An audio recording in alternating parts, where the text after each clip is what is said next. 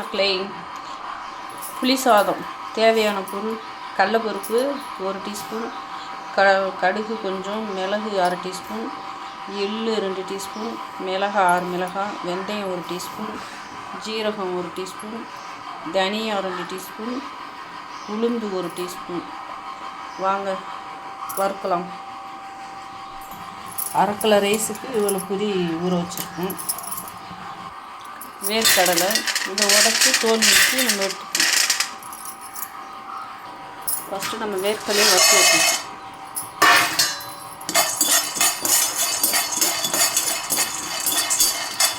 இந்த மாதிரி இந்த மெத்தடில் செஞ்சால் நம்ம கோயில் பிரசாதம் மாதிரி இருக்கும். புளி சாதம். கடலைப்பருப்பு உளுந்தை வறுத்துக்கணும். லோ ஃப்ளேம்லேயே தான் இருக்கணும். ஹை ஃப்ளேமில் வச்சு வறுக்கக்கூடாது, இல்லைன்னா பருப்பு ரொம்ப கடிக்கிறோம்.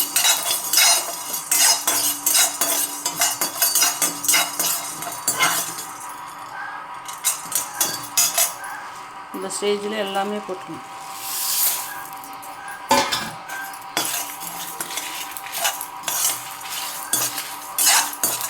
அது ஒரு வாசனை வரும்போது ரொம்ப கறியிடக்கூடாது.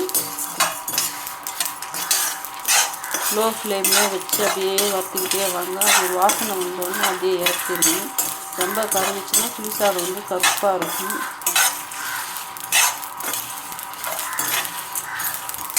அடுப்பை ஆஃப் பண்ணிவிட்டு அந்த கடாய் கையிலேயே அந்த சூடு இருக்கும் இல்லையா, அந்த சூடுலேயே அப்படியே வறுத்துக்கணும்.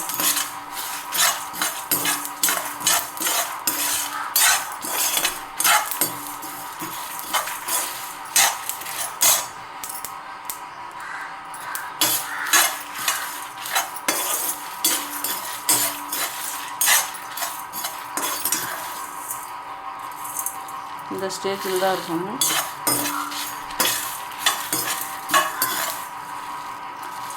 ரொம்ப கறிக்கிட்டால் நல்லா இருக்காது.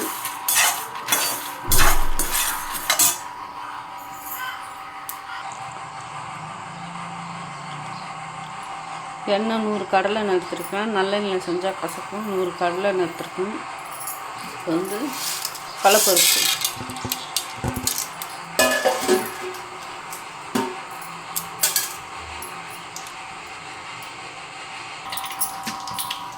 வேர்க்கடலை, காஞ்ச மிளகாய் வந்து 6 மிளகாய், 3 மிளகாயை நான் 2ஆக கிள்ளியிருக்கேன். 6 மிளகாய்.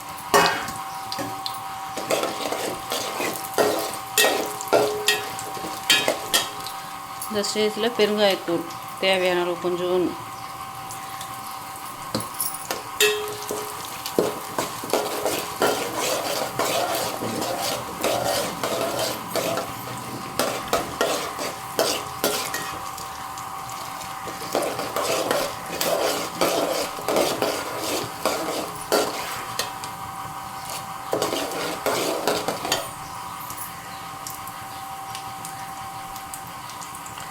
மஞ்சள்தூள் 1 டீஸ்பூன்.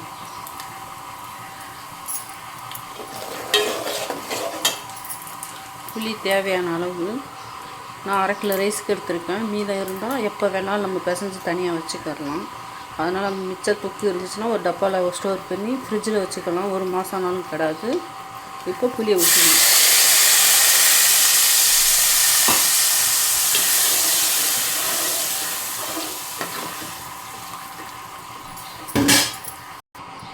உப்பு தேவையான.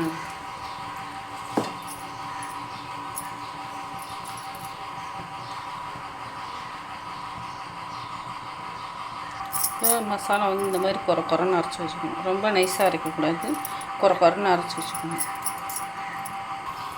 இப்போ இந்த ஸ்டேஜில் பொடி வந்து கொஞ்சமாக போடணும். லாஸ்ட்டாக கொஞ்சம் போட்டு இறக்க போகும்போது கொஞ்சம் போடணும். நல்லா கொதித்து வறுத்து வரணும்.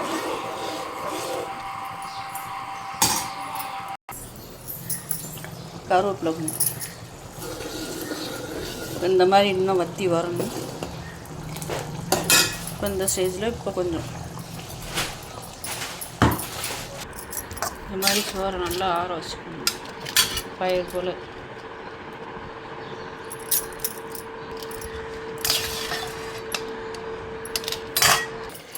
இப்போ ரெடி ஆயிடுச்சு. சாதத்தில் போட்டு கிண்டி எடுத்துடலாம். இப்போ இந்த பாருங்கள், எண்ணெயெல்லாம் பிரிஞ்சு வந்துருச்சு. இந்த ஸ்டேஜுக்கு இறக்கி நல்லா கிண்டிக்கிட்டே இருக்கணும். இந்த ஸ்டேஜுக்கு வரணும். அப்போ தான் புளி சாதம் நல்லாயிருக்கும். லாஸ்ட்டில் கொஞ்சம் பெருங்காயத்தூள்.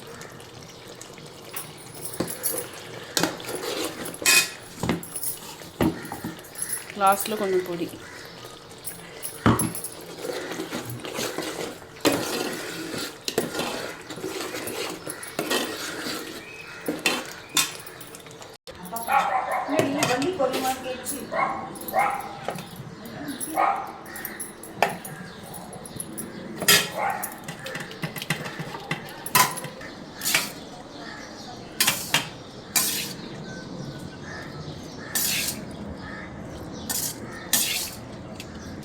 இப்போ உப்பு இல்லைன்னா உப்பு தேவையான உப்பு போட்டு கலரிக்கலாம். கொஞ்சோன்னு அதில் புளித்தூள் கொஞ்சம்.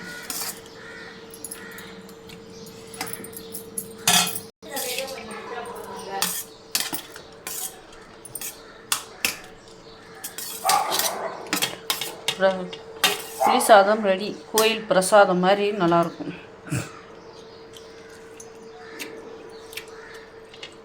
சூப்பராக இருக்கா? கரெக்டாக நல்லா இருக்கு.